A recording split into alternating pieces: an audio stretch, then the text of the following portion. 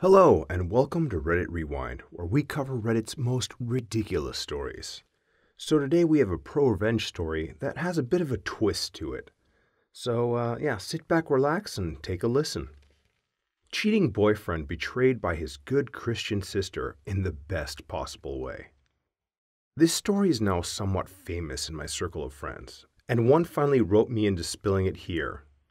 Here you go, Evan. This is the tale of myself and this perfect girl named Charlie. Part 1. Exposition. This took place roughly 2 years ago, at the twilight of my senior year of high school.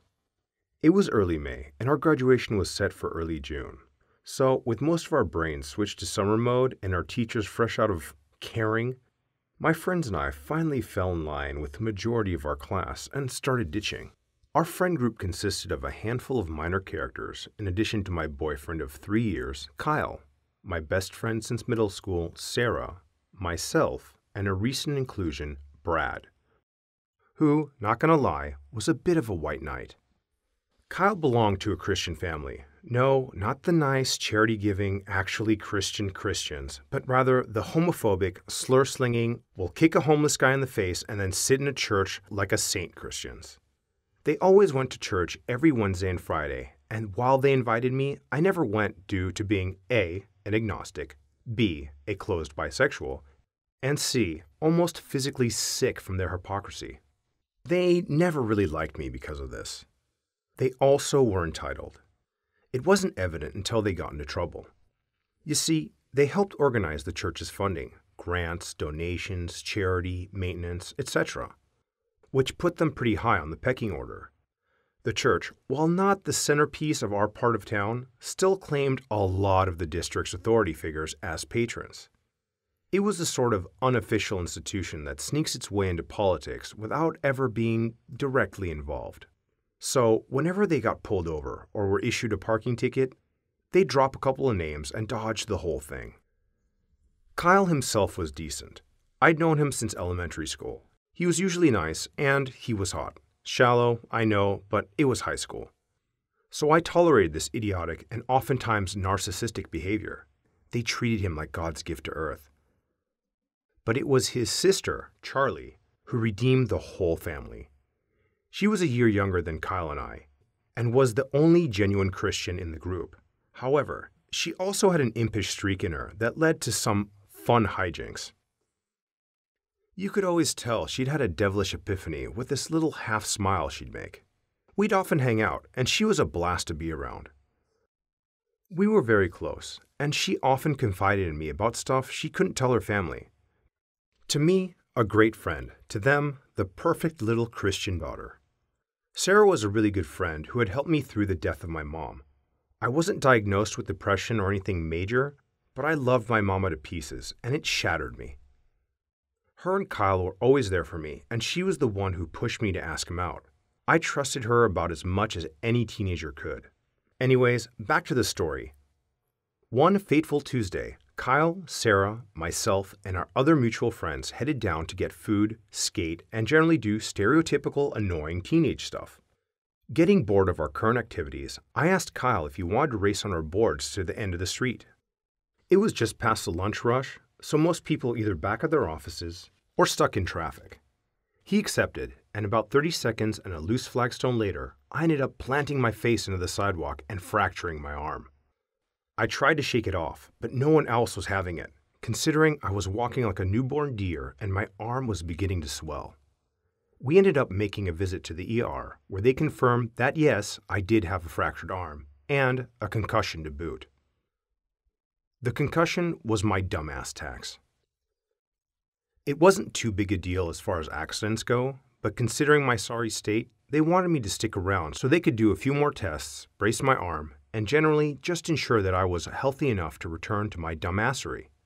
Thankfully, Kyle and Sarah had offered to stay with me, because apparently their parents didn't care and we were already ditching, so school the following day wasn't a big issue. I ended up spending the night at the hospital. The hospital had been understaffed for years, so once your condition was deemed stable, they tended to shove you into limbo, and went home the following day with the usual concussion orders. Effectively, I was to become a vegetable for 10 days.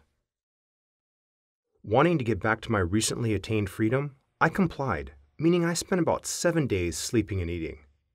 I only picked up my phone after the doctor cleared me, to which I found an unexpected message. Part 2. The Act. Brad had gotten my number from Kyle and sent me a link to a private data storing account, one of those services where you can upload videos, pictures, etc. and lock it behind a passcode for personal use only, and a password. I, being intrigued by the sudden plot hook in my boring life, followed it to find literally gigabytes of pictures, all showing Kyle and Sarah in compromising positions and captions hollering things that were definitely not beneficial to their relationship with the Lord. I'm talking everything from individual nudes taken from the chat of snaps to full-on money shots and everything in between. It looked like an amateur porn album, the most recent of which was dated to, as you probably guessed, that Tuesday evening. Brad explained to me that Kyle had this whole thing where he'd upload videos of him and Sarah doing it for his close circle to whack off at. I personally would have simply used Pornhub like a normal human, but Kyle had always been a little self-infatuated, so I wasn't so surprised at this narcissist-level move. Brad had apparently just been included and was sickened by the whole thing. For context, in our 3 years of dating, the furthest Kyle and I had gone was a BJ after a football game that January. He spewed out BS about saving it for marriage while dicking down my BFF. I was shattered. The two people I had placed my unconditional trust in had, without my knowing, been taking turns pounding that trust away, all the while being fully aware of their importance in my life. I confronted Kyle about this when we next hung out at his place, and he denied everything at first. Said I was being a paranoid bitch. When I showed him the evidence, he involved his parents, who started claiming I photoshopped the photos and videos and threatened that they would report me for making child porn. Sarah and Kyle had only just turned 18 that past September. Knowing the police would prove me right, but not wanting to tank Brad for possession, our city had been throwing the book at people for this for years, I dropped it and left. I thought we'd broken up, but apparently his parents insisted we stay together until after graduation to save face with the extended family. Apparently, they knew deep down he was guilty, but the usual EP tendencies flared up. Not wanting to make waves yet, I reluctantly complied and began regressing into my earlier negative mental spaces. Part 3. The Revenge. The funny thing about religious families is that they are just as prone to producing LGBT children as non-religious ones. Kyle had avoided the sickness, Charlie hadn't. Not 1 week after our argument, I was at Kyle's house, helping him keep up the act. We hardly interacted, so I turned to Charlie for companionship. This typically happened when Kyle and I would get into fights, as Charlie's chill demeanor and deep concern often led me to confide in her, sometimes with things I didn't even share with Sarah. This, being the biggest argument of our relationship, was no different. While we were chilling in a room, she started to get really antsy. Her normal buddy demeanor was gone. Contrary to your typical homosexual, I didn't have a strong gaydar, so I assumed she'd learned of Kyle's infidelity. Well, yes, but actually no. I asked her what was wrong, and she said she had a secret to spill. I wasn't really in the mood for drama or comforting, but it being Charlie, I let her go. In what was yet to be the second biggest surprise of my life, she told me about how she'd been in the closet for years. 14 or 15 was when she first started figuring it out. And apparently, for a long time, she'd been trying to get closer to me because I was the only person she truly felt comfortable around. Her family was almost stereotypically homophobic and really only approved of her church friends. She was jealous of Kyle and our relationship, but thinking I was straight and not wanting to rock the boat, she resigned herself to her angsty teenage heartache. That was until the HMS relationship struck an infidelity iceberg and she figured she could finally shoot her shot. Now, given any other circumstance, I would have said hell no. We'd known each other for over a decade, and I'd been dating her brother for 3 years. It would have been scummy, and Charlie was practically a sister to me at this point.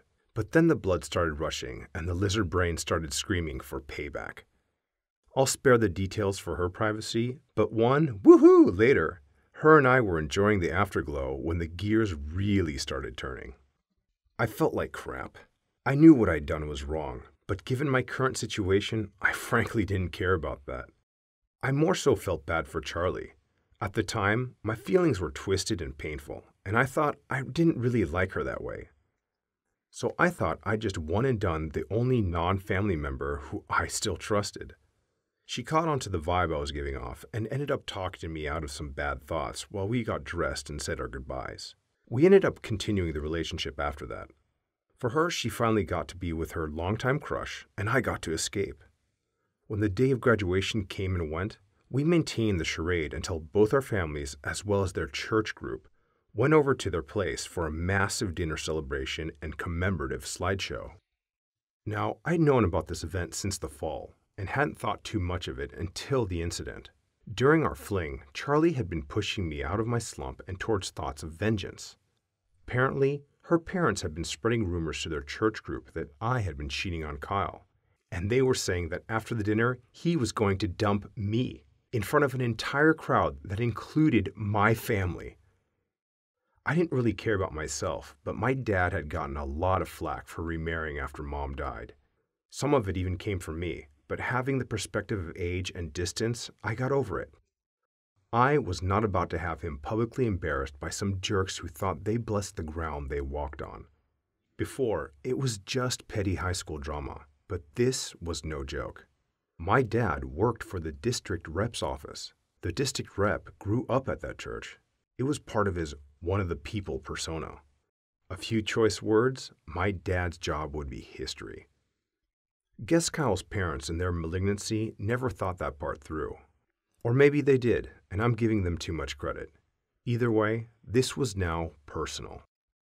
So Charlie, being her impish self, began scheming. She was loved by the church group, so it was easy for her to get the role of prepping the slideshow. She even gave a whole speech about how she couldn't wait to finally give her brother and his friends the recognition they deserved. She then began compiling the videos and photos from the Circle Jerk account Kyle had made. Dumbass hadn't changed the password, alongside screenshots of their conversations in a group chat they had. She got those by borrowing his phone, making a call, and sending the screenshots to her phone before deleting them from her message history, and integrated them into the slideshow. It was structured so that the slide would pop up with a bunch of pictures of the boy in question alongside their favorite Bible quote. Then, the next few slides would include the screenshots of their respective conversations and whatever pictures they had listed as their favorites, censored and from after they had turned 18 for obvious reasons. Altogether, this sideshow took Charlie days to compile, but not once did she complain or ask for a break. She was on a mission. Alongside being hot in its weird way, it was also shifting my perspective on our relationship. So, the night comes and we're all sitting around the table, making small talk and putting on our best fake smiles. Several church families are giving me smug, "You're gonna get what's coming to you" looks, but I shrugged them off and stuck with my family for most of the night. Charlie and I avoided each other to ensure no one got suspicious. Finally, the moment of truth came. Everyone was called into the backyard where they had rows of chairs set up in front of a massive projector. Charlie portrayed her best innocent little sister act before starting the soundtrack. The slides began to roll, and people began to gasp and yell in the tunes of Good Old Days by Macklemore. Seeing the looks on Kyle and his family's faces as they realized what was happening was priceless. In turn, each boy was brought on screen and put on blast, and each time everyone was too busy recovering from the whiplash to stop it. The few that did tried to grab Charlie's laptop, but she quickly scooped it up and ran into the house, locking herself in a bathroom. The projector was wireless. No one thought to turn off the projector. Idiots. Finally, after almost 5 minutes of Bible quotes and nudes, the boy of the hour was put on screen. His quote, Hebrews 13:4. "Give God to marriage and remain faithful to one another in marriage. God will surely judge people who are immoral and those who commit adultery." It was intended to create the setup for my humiliation. Oh, how the tables have turned. A handful of videos played showing his 18-plus exploits, alongside screenshots of rows of content he had made, with text dating back to the summer of 2017, implying the length of his fling. It hurt to watch, but I found my solace in the sweet nectar of vengeance laid before my eyes. Finally came the last slide, a blank white page with a single audio file link. Even I was confused at this part, seeing as audio wasn't included in our plans. Charlie crept back outside and clicked play, and Kyle's parents' voices came screaming through the speakers. Apparently, Charlie had recorded their entire humiliation plan in detail and had it added to the slideshow as evidence of my impending setup. The girl had covered all bases, and when the show ended, she stood next to the projector, beaming that devilish half grin. It took a few seconds for anything to happen. Kyle and his family beat a hasty retreat to the house, but the party being at their place, they had nowhere to go. Several church members conveyed their disgust at Charlie, Kyle, and the boys in equal measurement for the event. She ignored them, called out to her parents, and waited for them to peep their heads out. When they did, she quickly planted a massive kiss on my cheek and pronounced herself as gay. Needless to say, that didn't go down well. My parents and I left in a hurry, and Charlie, now in deep crap, came with us. Part 4. The Aftermath. Charlie and I have been dating since. As you probably guessed, her family cut ties with her, so she ended up crashing at my place. My stepmom wasn't too pleased with how she'd gone about my revenge, but my dad thought it was hilarious. He collected his $20 from my stepmom. They had a bet over when I'd come out, apparently, and argued on our behalf for Charlie to stay. After all, they had an interesting first impression, and there was no risk of pregnancy. To top it all off, it was the perfect way for them to spite Kyle's family after they trashed my reputation and tried to make me an outcast. He caught some jokes and side remarks at work for the next few weeks, but given the circumstances and the fact that I was a teenage daughter, apparently were prone to bouts of roguishness, he got off no harm. As for Kyle, well, his family got barred from their church after his collection came to light, which caused them to fall from local grace. They lost the ear of local officials, and the various name drops they'd been using to avoid various fines and penalties caught up to them. Last I heard from Sarah, they had moved to the next state over, and Kyle was living sexless in his parents' basement, squeaking by at a community college. Sarah and I made up eventually. It took a lot of apologizing and no small amount of groveling on her part, but not wanting to resent her for the rest of my life, I got over myself and allowed her back in. We're not as close as we used to be, but that trust is slowly growing back. Let's just hope she keeps her stuff in her pants this time. Charlie and I lived together until I went off to college, where we've been long distance since. She managed to get into school 2 hours away, so we often spend weekends at each other's dorms or somewhere in between, doing our typical hedonistic thing.